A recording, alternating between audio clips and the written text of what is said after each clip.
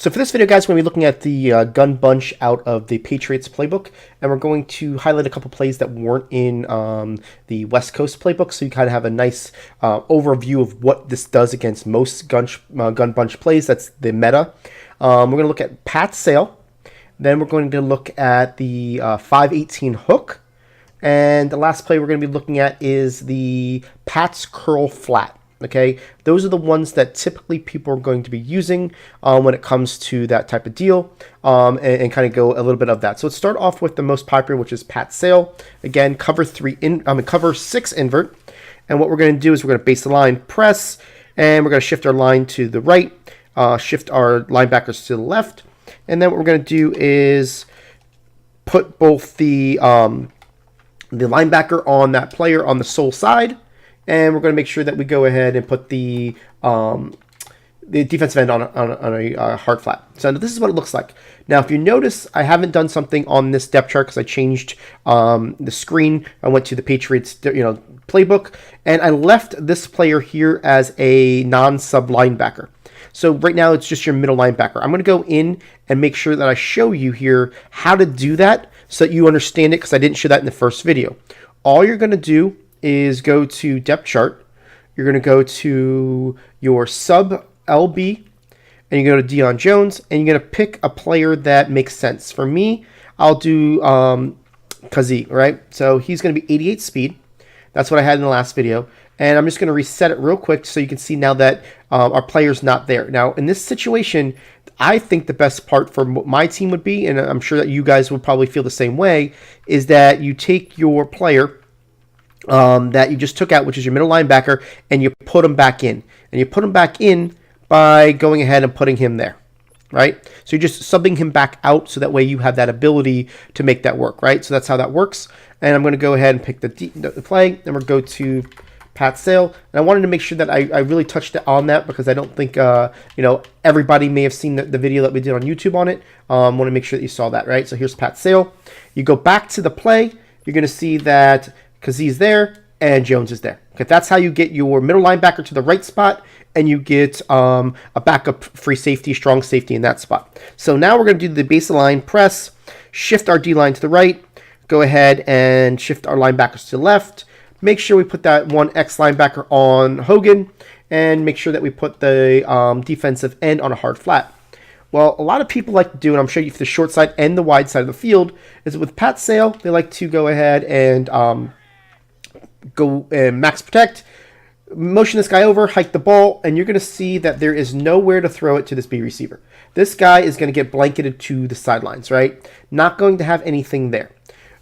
So now we're going to look here, guys. You can see that Kazee is now at this spot, and Deion Jones is in that spot. Just basically that. So let's go ahead and set it up. And what we're going to do here is show you how we're going to look at it from a user standpoint. Remember the principle that we talked about in the first video was if they went ahead and put that guy on that post, we're going to look at him, and we're going to cover him down the field. So I'm just going to hike the ball here. I see that he might be doing the post. I'm waiting for him to come across the field. Then I'm basically going ahead and covering it there. As I see that, I went ahead and sent in my player. Okay, I want to make sure you see that. Once I see that's the route combination, it made sense for me to go send my player in. So I'm waiting on the post. I see that it's a post. I'm like, all right, I got this. I'm going to wait on this. I'm waiting for this guy to come. Once I see that all three guys are going to the right, I'm going to click in my middle linebacker. As you can see here, he's coming down. And right now, I'm basically making it to where I'm sending extra pressure for where he comes down. You got to make sure you remember to click that player in. You don't want that guy to get the entire time in the pocket. So let's go look at the next play. So the next one we're going to be looking at is the 518 hook, okay? So this is one of those that could appear to be looking like the Pat Sale, but then it comes to the middle. What's nice about this is that most of the time, the reason why this works is because a user gets sucked down. We're not going to get sucked down because we don't have really any responsibility to get sucked down with. We're basically using that free safety position player to really help us out. So watch how this works again. So what we're going to do here is get the setup, and we're all set here. And our principle is we're looking at that left receiver. This left receiver this time is doing basically a comeback. So say we can't see that off, when he hikes it, maybe we don't see it right away. We'll know that he's going vertically. All we're doing is waiting for that player to break to the inside.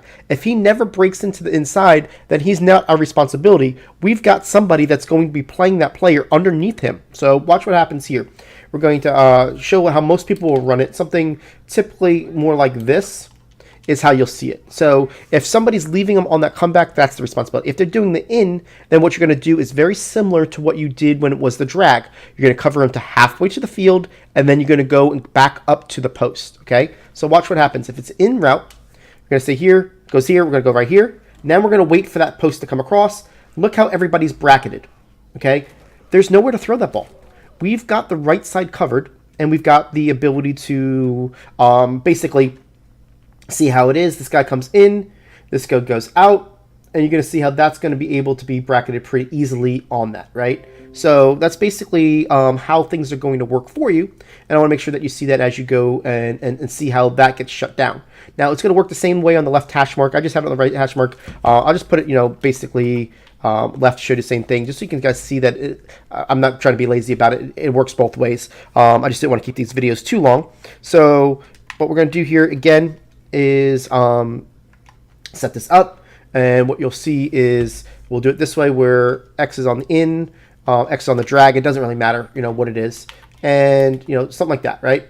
So the they'll block the AB. Say they'll do it this way where they motion this guy out and then they hike it, and what we're gonna do is we're gonna wait for that guy. We're gonna come back inside with it. You're gonna see that it's bracketed. I mean, it's to the point where they basically are dead to rights trying to figure out where to throw, where to run. And that's where, if they have a mobile quarterback, yeah, they can definitely kind of get the outside. But that's when we're going to start sending in players and kind of doing that. So that's really what locks this down. So the last play we're going to be looking at is the Pats curl flat. And this is one that most people are going to have a lot of success with when it comes to getting a flood concept, because of the way that the RB route is a really nice deep corner. And most people run it like this. They'll go ahead, they'll max protect, and then they'll put the A on a streak and X on in. Something like this, where they're basically trying to get the players to go down and then get it to the RB, right? They can motion the B out. It doesn't matter. Basically, in that type of situation. What we're going to do is our same setup. Now, watch how I mentioned that this definitely just the bracket principles of cover 4 quarters shuts down the ability to do any type of flood routes. Now, I'm just going to hike it. I'm just going to let you watch to the right. All you're going to see here is that B gets shut down, RB gets shut down, A gets shut down, X gets shut down. There's nowhere to throw this ball. Literally, you're going to be able to shut this play down because of it, right? So in this instance, what you would do is, again, what we talked about was look at the left receiver. He's going in. All right, I'm going to get him. Obviously, this time I just let the controller sit. And you're just waiting for any type of, you see everything's to the right, any type of playmaker up, or at this point, kind of leave your player closer to that quarterback in case he wants to scramble to the left-hand side. You can see that that whole route combination just got locked down by this setup. And that's what I want to make sure you understand, that the cover 4 principles they put in was really a benefit to us when it came to this game.